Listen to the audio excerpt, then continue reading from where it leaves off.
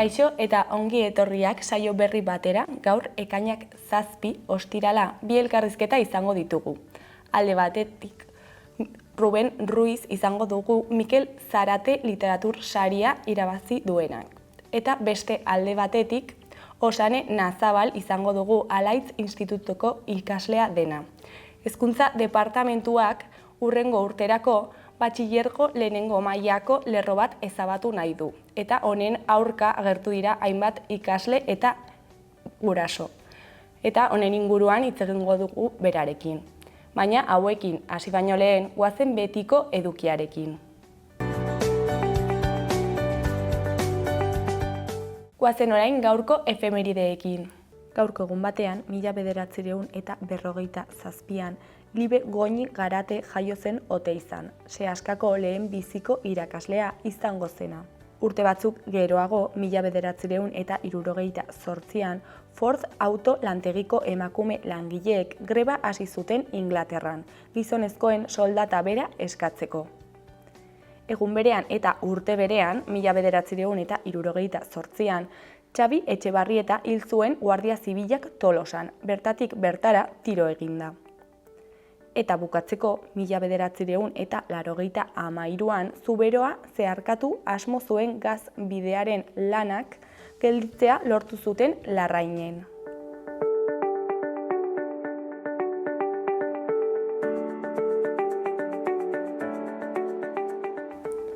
Errepasatu dezagun aste honetarako agenda. Ostiralean eta larunbatean baita ere, Erraiak programaren 3. edizioak praktika artistikoen kolektibitatearen eta antolatzeko moduen arteko gurutzaketa jorratzen du.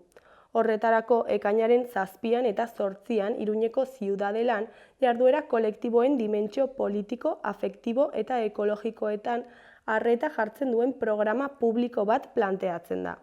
Hainbat formaturen bidez, praktika artistikoen eta lanketa kolektiboen programa honek herritarren eta kolektiboen mugimenduak sortu dituzten gaurkotasuneko gaiei buruz arreta piztu nahi du. Horretarako bi egunetan zehar hitzaldiak, topaketak, tailerrak, performantzeak, piknikak, errezitaldiak eta musika programatu dira, herritar guztiei irekiak. Larunbatean Euskaldunon biltokiko eguna ospatuko da Txantrean. Ekainaren 8an larunbata biltokik elkarteko eguna ospatuko da. Aurten 8. bazkide kutxuna izendatuko dute, Itxaro Borda Xatirron. Euskal idazle eta euskaltzaina euskararen alde egin duen eta egiten ari den ibilbide luze eta oparoa eskertzeko. 12 izanen da esker oneko ekitaldia. Eguerdiko 2 kantu erronda eta eguerdiko 3 bazkaria. Ondoren, bazkaloste musikatua izanen da Jon Jaione eta seme alaben eskutik.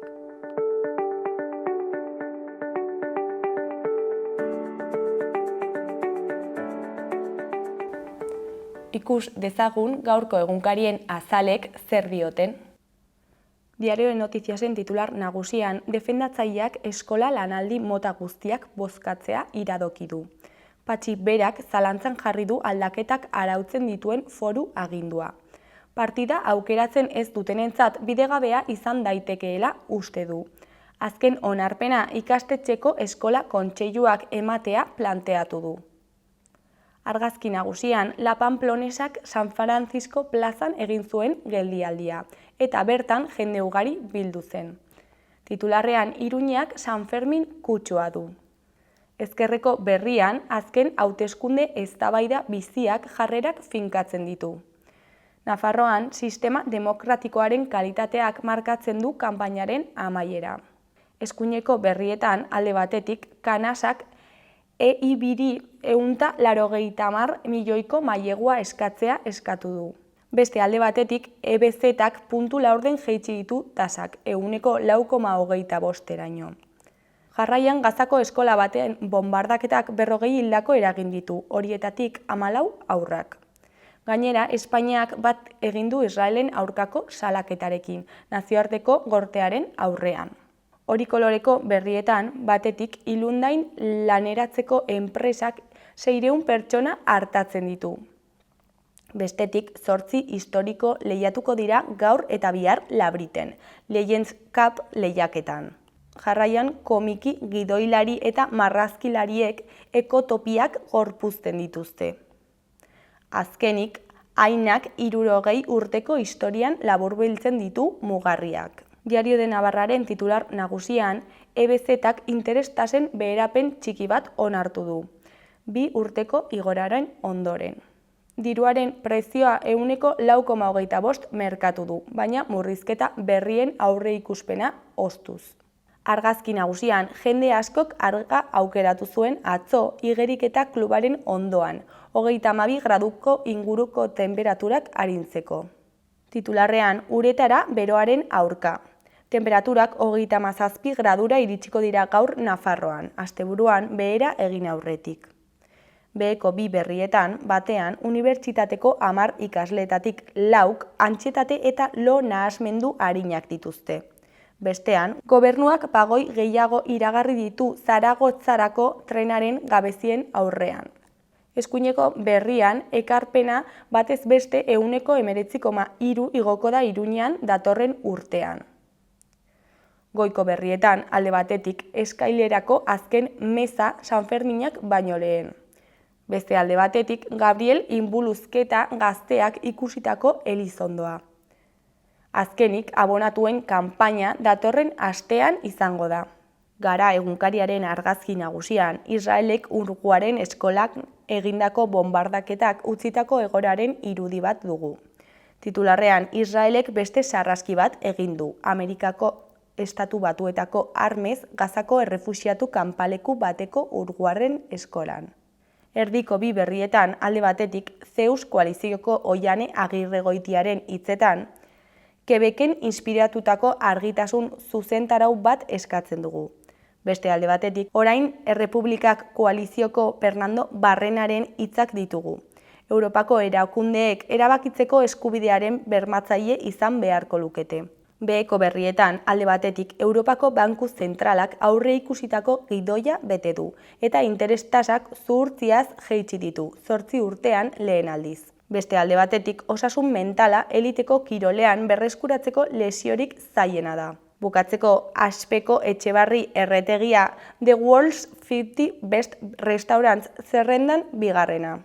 Berriaren argazki nagusian Marisol Zamora dugu. Honen hitzetan, zera nioen neure baitan. Poeta ona izango zen, idazle ona, baina alde ilun bat du, eta ez da inoiz jakingo. Zamorak salatu du aurra zela Patxi Ezkiaga idazle eta Lasaie kongregazioko irakasleak sexu abusuak egin zizkiola. Kontatzea erabaki du isiltasuna hausteko. Beheko argazkian, odol arrastoak eta txikizioa atzo Israelek Gazan bombardatu zuen eskolan.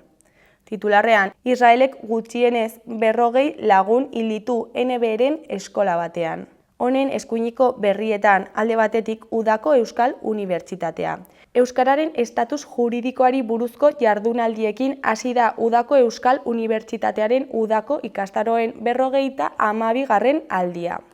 Beste alde batetik, Europako Banku Zentralak interes-tasak jaitsi ditu, baina ez ditu argitu hurrengo pausoak. Goiko berrian, EAJaren hautagai eta Zeusen zerrendaburua den Oiane Agirregoitiaren hitzetan, Europak bere lehiakortasuna du jokoan, Txinaren eta Amerikatako estatu batuen aurrean. Euskal Herria irratiaren titular nagusian, Geroa Baiko Amaia Arrizzabalagaren hitzetan, Europan hots propioa izanen duen Nafarroa nahi dugu. Europa Solidarioaren Zeus koalizioaren hautagaia da Geroa Baiko kide Amaia Arrizabalaga. Aitortu digunez, eskuin muturraren gorakadak sortzen dio kezkarik handiena. Bere esanetan, eskubide sozialak, bakea eta ahulenen bizi baldintzak kolokan daude. Amaia Arrizabalagak nabarmendu digu teknologiak, ekologiak eta migratzaileen aldeko politika duinak ezartzeak lehentasun osoa dutela haien programan. Eskuineko berrietan, alde batetik, Arartekoaren iritziz ikastetxeen jardunaldia erabakitzeko agindua diskriminatzailea da eta aldatzeko iradoki dio hezkuntzari. Aldaketak arautu dituen lege agindua bera zalantzan jarri du Patxi Bera Arartekoak zenbat ikastetxeetako familiek kexa jarri ostean. Uste du ez zela bidezkoa izan, bereziki jardunaldi zatitua nahi ez zutenentzat. Beste alde batetik, Iruñeko alde zaharrean eraso matxistarik ez dutela onartzen adierazi dute. Iruñeko talde transfeministak deituta kalera atera dira elkarretaratzean alde zaharrean izandako azken bortxaketa salatzera. Ez da hori izan azken aldian jasan behar izan duten eraso bakarra, eta salaketa irmoa egin dute. Halako jarrera matxistek ez dute lekurik.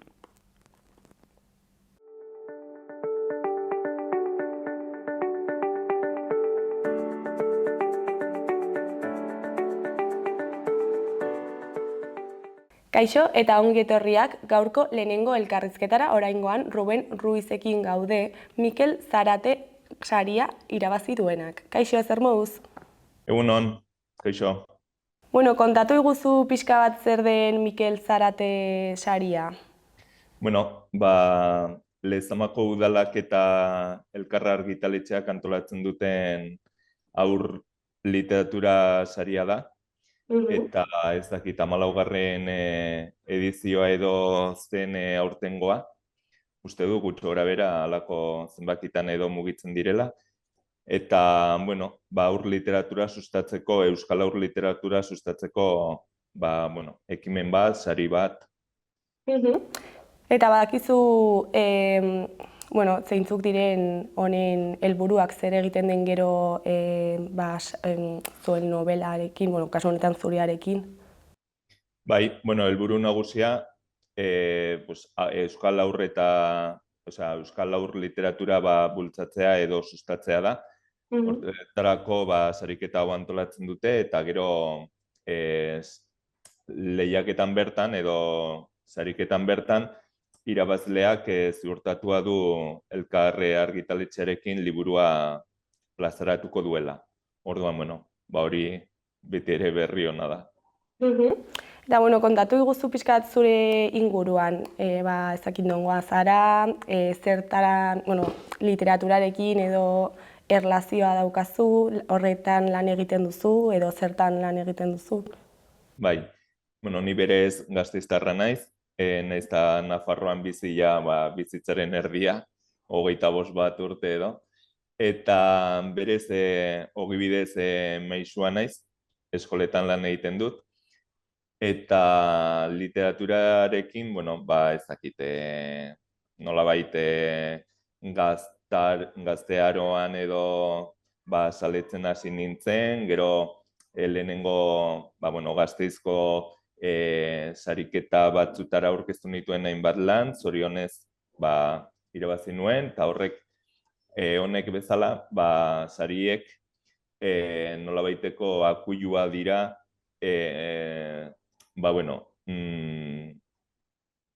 horretan jarraitzeko, bai? Eta hori, hainbat aurre eta gazte literatur lanak ditut, plazaratuak, kaleratuak, 10 bat, eta, hau beste bat izango da. Beraz ez da lehenengo aldia izan. Bai, aurretik Lizardi saria ere irabazi nuen, 2007an uste dut, anekdotak liburuarekin, gero Euskadi saria izan zena, bera, eta, bai, ezakit, ibilbide sumea, baina ni behintzat pozik egindako lanarekin momentuz, eta gehiago egiteko gogoz ere bai. Eta sari honetan konkretuki zergatik edo nola erabaki zenuen parte hartzea? Behin da ipuin edo kontakizun laburren bilduma bat, ez? Hau peiokeriak. Eta bi aukera daude edo sariketa batera bidaltzen duzu, ea zorterik dagoen, edo zuzenean ja argitaletxetara. Orduan, epeetan eta ongi zetorkidan, lan erritmoan eta ari nintzen horretan, sari honen datak eta ongi zetozkidan, eta, esan nuen, guazen probatzera, eta zorteri baldin badago, bikain. publikazioa ja ziurra zegoen, eta gero sariaren, ez dakit, ospetxo hori ere, zeuren ganatzen duzu, ez? Eta hortaz gain, bueno, sariek badute hori, epaimai batek ematen dizun berreste hori, ez? Eta kaso honetan, bueno, epaimaiko kideak ere, pues ez dakit, nik balorean ditut eta badute trajektoria oso luzea eta esanguratsua euskal literaturan, eta bueno, haiek nire lana kontutan izatea, bueno, ez dakit. Baloratzen dudan zerbait da.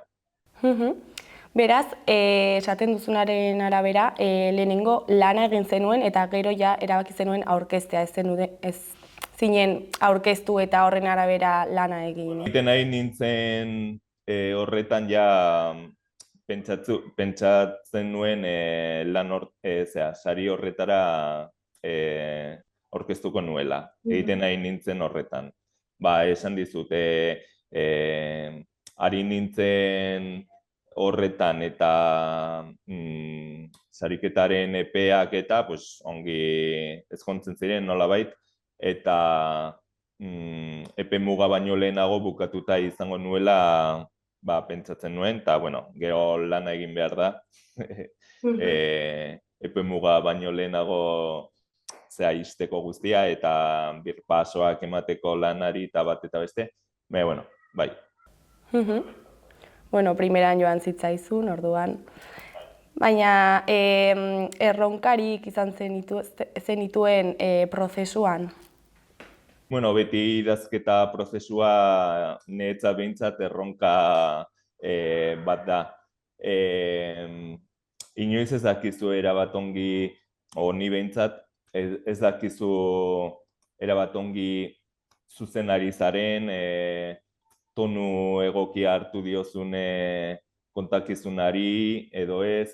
Orduan, bueno, baina aurrera egin behar da, ez? Eta gero ja, bestelako irakurleek edo, ja esango dizute, honetan asmatu duzu, honetan ez duzu asmatu, baina zauden horretan, bueno, erronkei edo arazoi aurre egin edo horren inguruan hausnartu eta erabaki batzuk hartu behar dira, eta horrela egin nuen honetan. Gero, esan bezala, kontakizun labur batzuk badia, eta gehiago nituen, aurkeztu nituenak baino, eta gero entresaka bat egin nuen, eta batzuk kanpoan utzi nituen, uste nuelako igual bildumatxo horren tonuarekin edo ez etozela bat, eta orduan baztertu nituen, eta inoiz ez dakigu, igual beste proiektu baterako, beste lan baterako erabiltzen alko ditut, gero. Eta zenbat lan aurkeztu ziren sarira edo badakizu? 11 lan aurkeztu zirela, eta, bueno, bai. Eta, bueno, espero zenuen zurea hautatzea aurkeztu zenean? Esperantza horrekin beti aurkezten zara, ez? Baina oso zaila da. Azkenean irabazle bakarra da, eta berez oso zaila da irabaztea. Osea, ez dakit nola esan. Bueno, esperantza hori beti baduzu, ez? Baina ezin duzu esan, hau nik irabaziko dut. Ez dakizu zentzu dien beste lanak, ez norra aurkeztu den, baina hortaz gain, bueno, sariketara parte hartu behar da, nik uste filosofia horrekin, ez? Sortea dagoen, eta horrela izan ezkeo, ospatuko dugu eta bestela, lan hori, ez dakit, ja argitaletxetara zuzenean bidali, eta haiek onartzen baldin behizute, zoriontasuna, bueno, antzekoa behintzat berdinez bada. Eta jada, literatur munduan murgilduta egoteak ustezu mesede egin zizula? Bueno, azkenean eskarmentu bat poliki-poliki bat sartzen, ez? Eta hasierako nire lanak orain irakurrita, seguruen zerbait aldatuko nukela, ez? Urteen poderioz, bueno, hori, eskarmentu bat bazoa sartzen idazterakoan, galbae hori lehen komentatzen nuen, galbae hori pasatzerakoan, bueno, erabakiak hartzerakoan, igual bestelako sendotasunez edo irmotasunez hartzen aldituzu. Naiz eta beti ere zalantzak izan hainbat erabakitan, baina, bueno. Eta, bueno, aipatu zuleen epaimai bat egon zela, eta badakizu ze balorazio irizpide erabili zituzten? Bueno, jakin ez, baina, bueno, pues hor ez dakit. Alakotan, pues, baloratzen da literatura aldetik kalitate maila, originaltasuna, pentsatzen dut, ez dakit lanaren tonoa, egokituasuna, koherentzia, nire kasuan ziren ipuin ezberdinak ez. Orduan haien arteko koherentzia o lotura, egia esan ez dakite nien nintzen bertan egon eta ez dakitze nola erabakiko zuten o nolako lehia izango zuen peiokeriak lanak bueno, hori haiei galdetu beharko genieke. Eta aipatu zu peiokeriak lan hau istorio laburrak direla, ezta? Baina zeri buruzkoak izan dira? Bueno, 21 kontakizun labur dira, eta bertan biltzen dira ume baten eguneroko pasarteak o bizitako uneak, eta guztiek umore kutsu handi samar batekin zipristina dituzte, eta nik uste hori nabarmenduko nuke. Oso liburu umoretsua izango dela pentsatzen dut. Eta zergatik erabaki zenuen ipuin laburrak egitea? Bada formatu bat aurretik ere anekdotak lanarekin lan egin nuen horrela, baina historiek beraiek ere ez zuten gehiagorako ematen. Osea, ez dakit nola esan, folio bateko kontakizuna dira, eta nik uste formato horrek ematen diola pisua lanari ez. Dira 21 kontakizun labur bakoitza da ezberdina, baina badute lotura bat haien artean, eta ez dakit. Ez zuten gehiagorako ematen horietako bakoitzak, bai. Ez da trama bat luzatzen aldena baizik eta da, kontakizun labur bat eta hor geratzen dena, bai. Eta aurrentzat bideratua egonda, agian errazago irakurtzeko. Jaiek ere, bai. Ezakite, adina izan daiteke 10-12 urtekoentzat edo, eta bai, haientzat ere erraz egingo zaie irakurtzea. Batetik historiotxo edo kontakizun batetik bestera pasatzea erraz egingo dute. Eta aipatuzu kontakizu bakoitzean gai baten inguruan dela, ez? Baina ze gai dira horiek edo? Bueno, horre askotariko gaia daude, laguntasuna, aurren arteko laguntasuna, empatia, adibidez, aur batek eskolako komunaren atean aurkituko du pintada bat bere kontra, eta peiok modu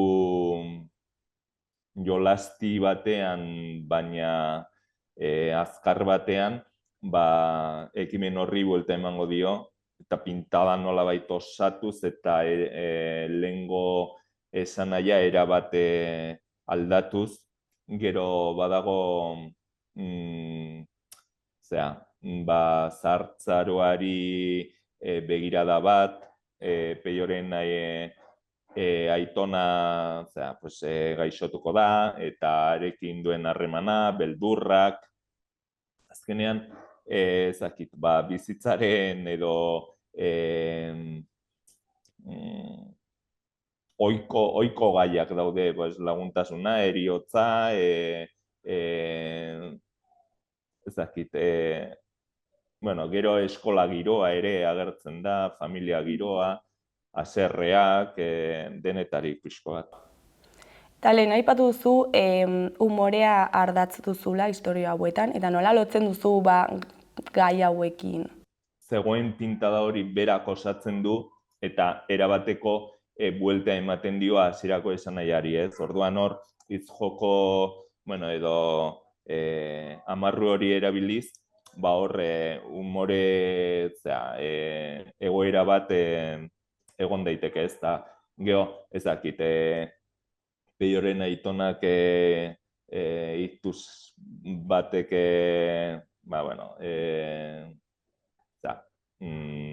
jasoko du edo gaixotuko da, eta bere prozeso horretan ere aitonak nola bizi duen, azkenean bizitzako zeltasunei humorez aurre eginez,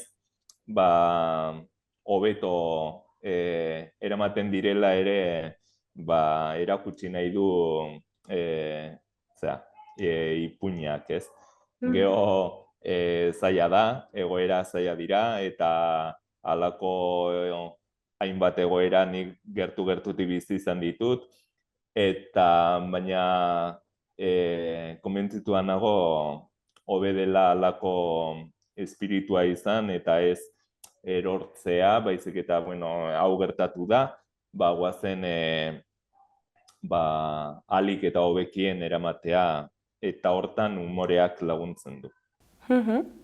Eta, sariaz hitz egiten ari gara, baina ze sari irabazi duzu berez?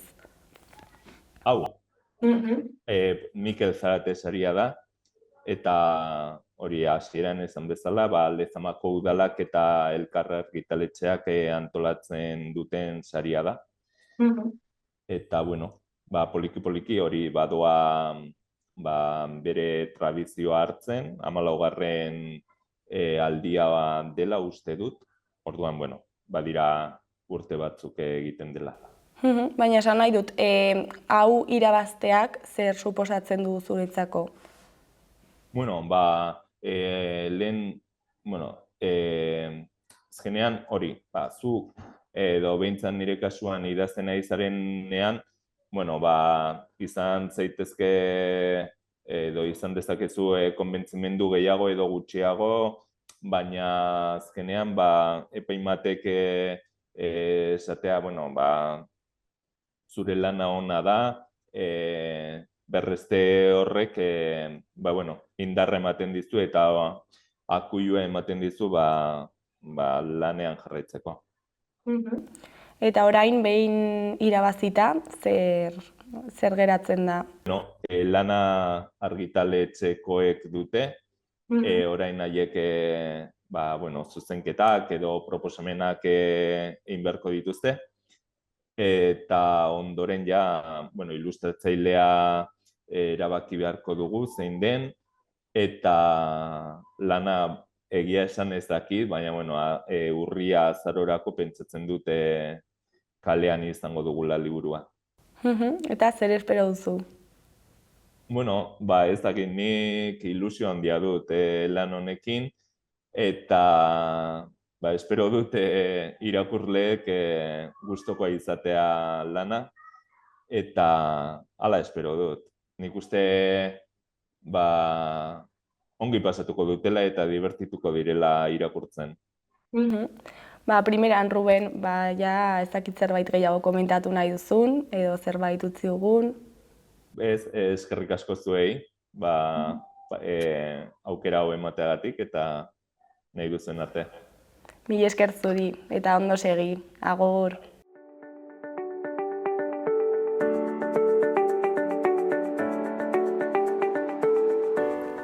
Gaurko eta asteburuko eguraldia ikusiko dugu.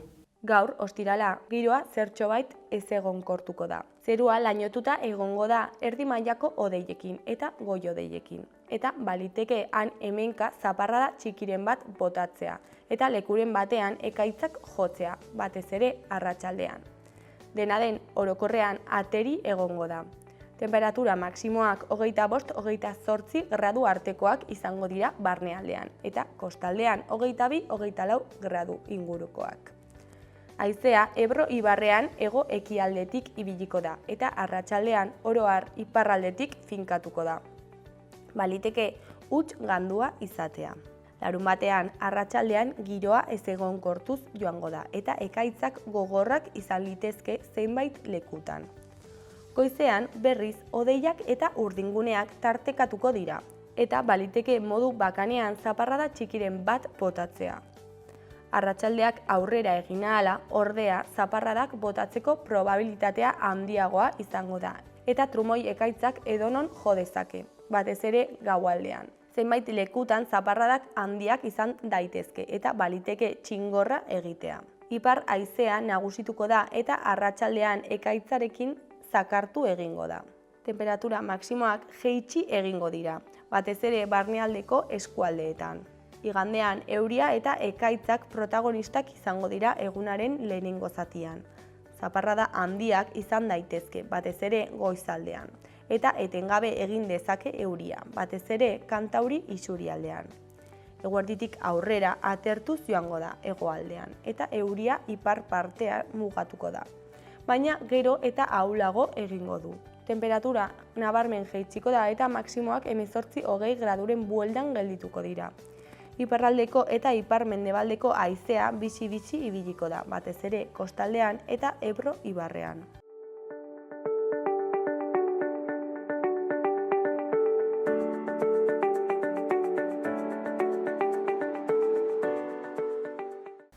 Kaixo eta ongitorriak gaurko bigarren elkarrizketara, oraingoan Osane Nazabalekin gaude Alaitz Institutuko ikaslea dena. Kaixo, zer moduz? Kaixo, ongi eta zu? Oso ongi. Bueno, zu DBH lauko ikaslea zara, ezta? Eta datorren urtean lehenengo batxilergora pasako zara. Hori. Baina arazo baten aurrean aurkitzen gara, ezta? Zu kontatu horrela modu sakonean dagoen arazoa. Noski. Hurrengo urtean batxilergoan sartuko naiz, eta Alaitz institutoan nago oraintxe bertan, Barañainen dagoen instituto bat, eta Alaitzen betianik egon dira 4 gela, baina aurten hezkuntza departamentutik esan digute bakarrik soilik 3 gela egongo direla. Osea, beti egon dira 4 gela, 2 eszenikorentzat eta beste bat zientzietarako eta bestea humanidadeetarako. Baina esan digute aurten bakarrik 3 gela egongo direla, 2 eszenikorentzat eta gero beste gela batean sartuko gaituzte 33 pertsona direla ratio maksimoak, eta bertan egongo gara 4 batxiler ezberdin izango direla osasun zientziak, zientzia teknologikoak, humanidadeak eta gizarte zientziak. Orduan, hori hasi zen epea aurre matrikula egiteko, eta hori gu egin genuen aurre matrikula, pentsatzen beti bezala gongo zirela 4 gela, eta gainera kanpotik etorri ziren, baita ere egin zuten matrikula 30 pertsonak. Orduan, gu uste genuen beti bezala gongo zirela 4 gela, gainera pertsona asko ginen aurten, egin dugula aurre matrikula. Eta hori, baino batean aurre matrikularen epea amaitu zenean, esan ziguten gongo ginela bakarrik gela bat, ratio maksimoekin 4 batxilergo. Eta orduan, bakarrik hartuko zituzten 33 pertsona, eta egin genuen aurre matrikula 51 pertsona. Pertsonok. Eta hori esan ziguten bakarrik hartuko zituztela 33 pertsona eta beste guztiak kanpora beste instituto batera. Orduan hori da gertatzen ari dena eta ari gara saiatzen oztoponi aurre egitea. Eta nahi duguna da betidanik egon diren lerro horiek mantentzea eta ez, nahi duguna da mantentzea, ez gara ezer eskatzen ari, bakarrik lerro hori mantentzea. Eta betidanik Alaitz institutoan, sartu zinetenetik institutoan dagoen jendea, kanpoan geratuko da? Kanpotik etortzen direnak? Osea, adibidez, bueno, ez dakit, eske gu justo aurten oso pertsona gutxi gara alaitzen, bakarrik, bueno, laugarren DBH-en oso pertsona gutxi gara bakarriko 25 pertsona, baino bai aurreko, bueno, gazteagoa den jendea, badaude jende gehiago, orduan ez dakigu zer gertatuko den haiekin, gu bakarrik dakigu aurten bakarrik gela bat aterako dela, baino ez dakit ze pasatuko den, baino nahiko pertsona, osea, badaude pertsonak bi gela ateratzeko, baino ez dakit. Eta badakizu zergatik hizkuntza departamentutik erabaki duten lerro hau ezabatzea? Bueno, eske guk ez dugu oso ondo ulertzen, baina esan digutena da hori oso gutxi garen ez aurten, alaitzetik goazenak. Hori esaten dute oso pertsona gutxi garela eta gainera kanpotik aurre matrikula egiten duten pertsonak. Gero, aurre matrikula egiten dute alaitzen, baina gero beste institutu batera joaten dira. Orduan, esaten du hezkuntzak, jendea ez dela, kanpotik etortzen den jendea egiten duela aurre matrikula, baina gero joaten dela.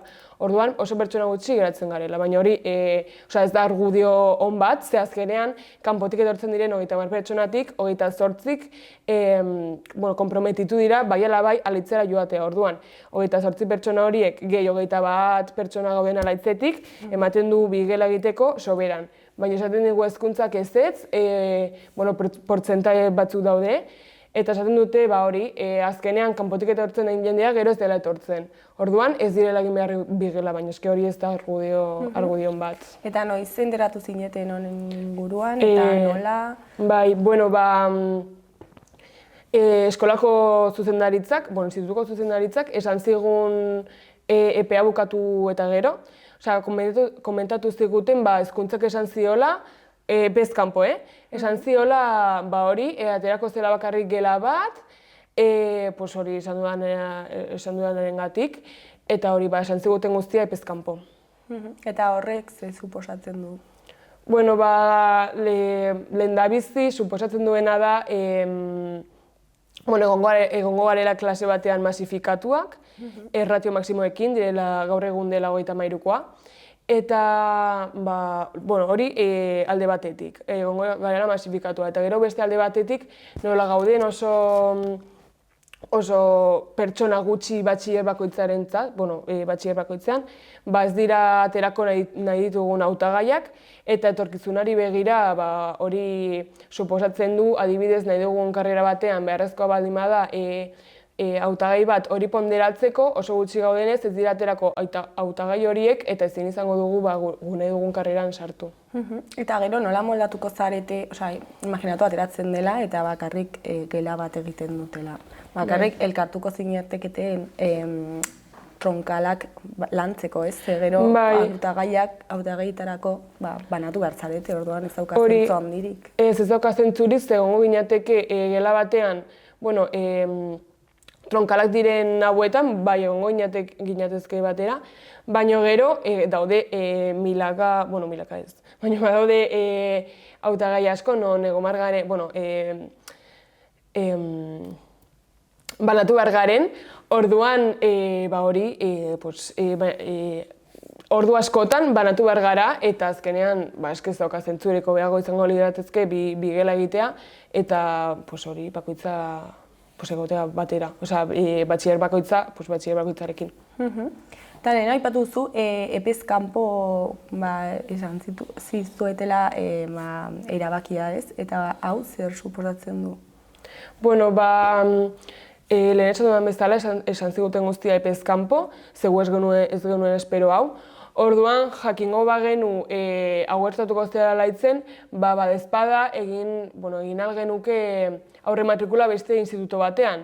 Ze adibidez, jakingo bagenu, egongo genuke beste instituto batean, eta horrela zerbait,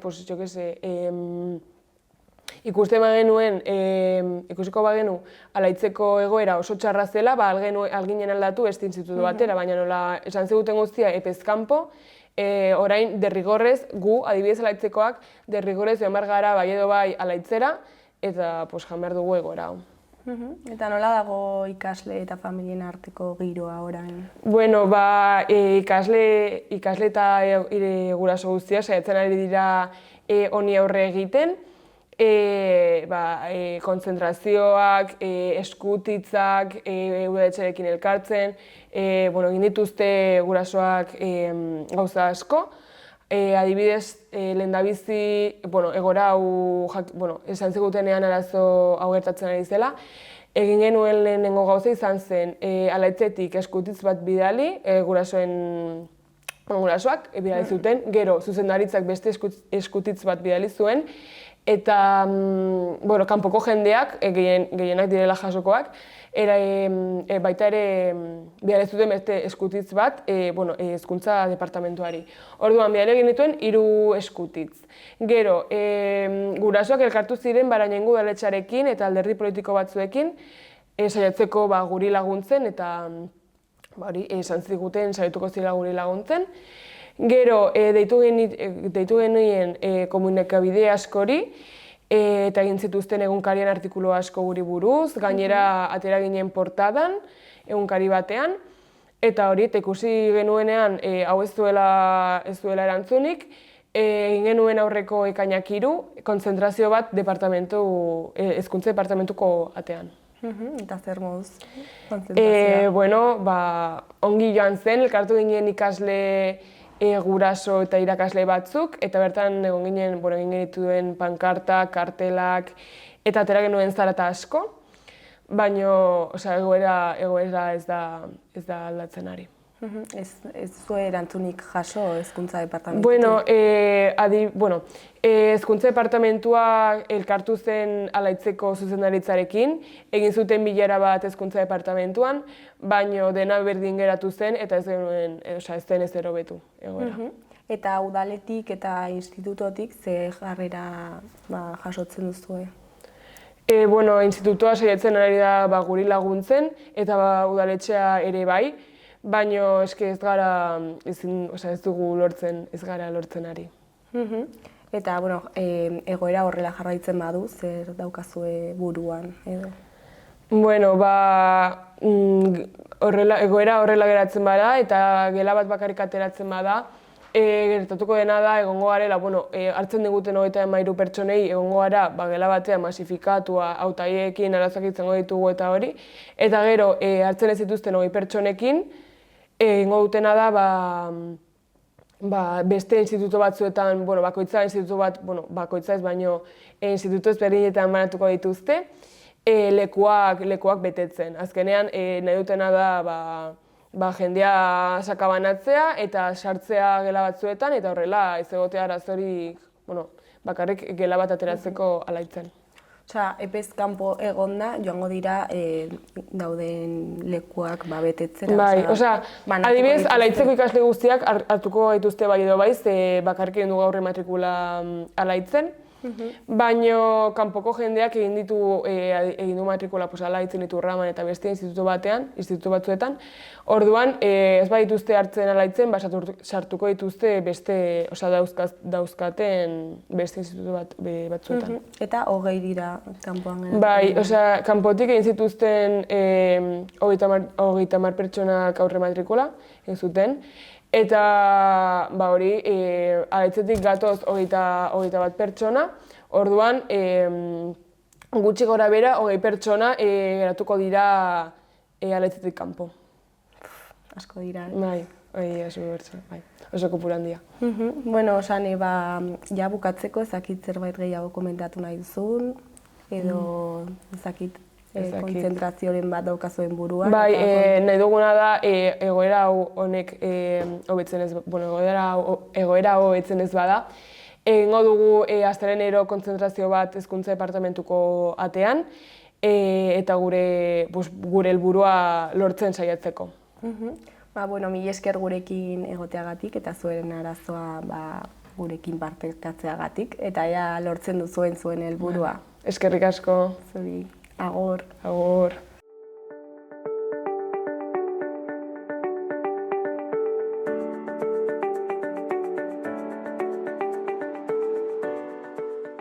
Gaurkoz hau izan da dena, hurrengo astelenean itzuliko gara eduki eta elkarrizketa berriekin.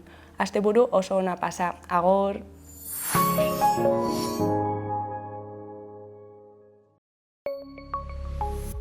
Gobierno de Navarra. Nafarroako gobernua.